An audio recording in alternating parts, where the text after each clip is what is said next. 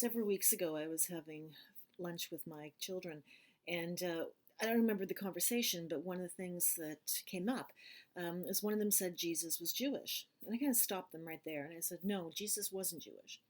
And they looked surprised because they'd heard that so many other places, and they didn't understand exactly why I would correct them. So, in order to understand that a little bit better, we have to kind of go back through history. But the first place we have to go back through history is to the later part of the 20th century, about 80s, maybe back into the 70s, into the 90s.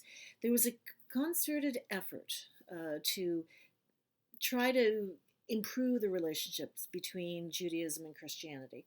There had been interfaith dialogue for a very, very long time, but there was a cultural understanding in the Christian church of the damage that we had created that brought about the atrocities in the Holocaust and other atrocities in the 20th century and prior to that.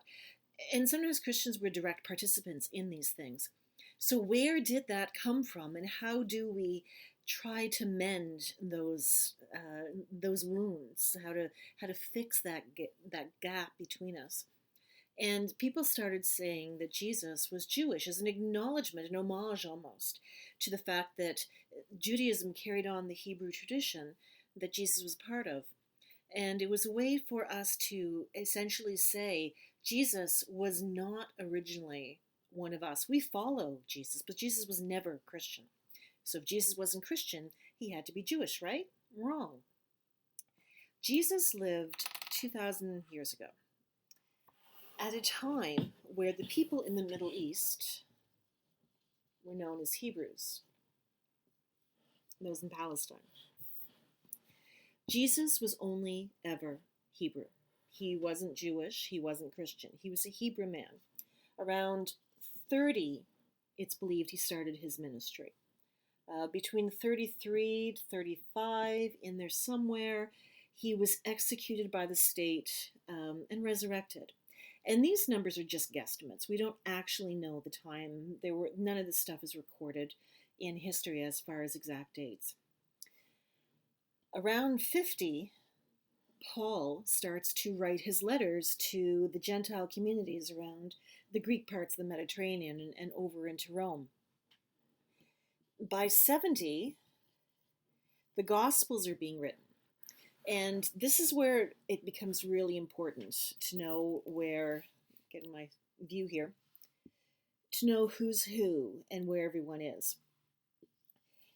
Palestine at that time roughly had Judea down here, Galilee was up here, and Samaria was in between.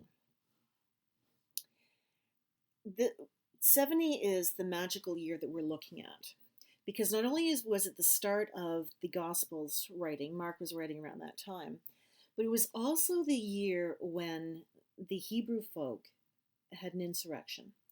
They took on the Roman authorities and tried to rebel and get their country back. The Romans crushed them. It's known as the Jewish-Roman Wars. And in 70, the Second Temple was destroyed. Now, part of the destruction of that also came with the diaspora. So, in the diaspora, the Hebrews, following this strong tradition of the temple, were all forced out of Judea. They began to follow what the Pharisees were saying about their tradition. As they moved out into the Mediterranean and surrounding areas, the Hebrews following the Pharisees would eventually become Judaism. Now, taking it back to what was going on during the rebellion, many of the Christians left, the proto-Christians, so the followers of Jesus, left Jerusalem before trouble started. Others refused to get involved. So as you can imagine, there was a lot of hostility between the Hebrews who were supporting the insurrection and the followers of Jesus who refused to get involved. This was the atmosphere where the Gospels were written. So every time in the Gospel you come across the word Jews, it is an improper translation. It should read Judeans. and recognize the hostility. There's two reasons why this matters. First of all, if we look at the Gospels and just see the word Jew, we're missing all of this history between the Galileans and the Judeans and the Jesus followers and the Pharisee followers that enrich our understanding of the gospel. And we're so fortunate to have many Jewish scholars that are now helping Christians understand the cultural history of what was going on at this period in time. The second reason it's important to know about this history is something called supersessionism. It's the theory that says that Christianity is the completion of Judaism. Taken to its logical extreme, it would say that Judaism shouldn't exist because Christianity has now inherited where Judaism was. A couple of problems in that, obviously. One is it totally dismisses the development of the Hebrew tradition through the Pharisees that became Judaism, and it allowed Christians to try to eradicate these people and feel completely justified in getting rid of the Jesus killers. The second reason why supersessionism is so much of a problem is because it's wrong. Not only is it abhorrent, but it is actually historically incorrect. If you look at Judaism and Christianity together, the two are like fraternal twin religions. They both came out of that experience of the destruction of the temple, the expulsion of all folks, into the diaspora, because they are both now in the wider Mediterranean area developing their religious traditions and trying to be who they were. And for Christianity, that was more of an evangelical tradition than Judaism.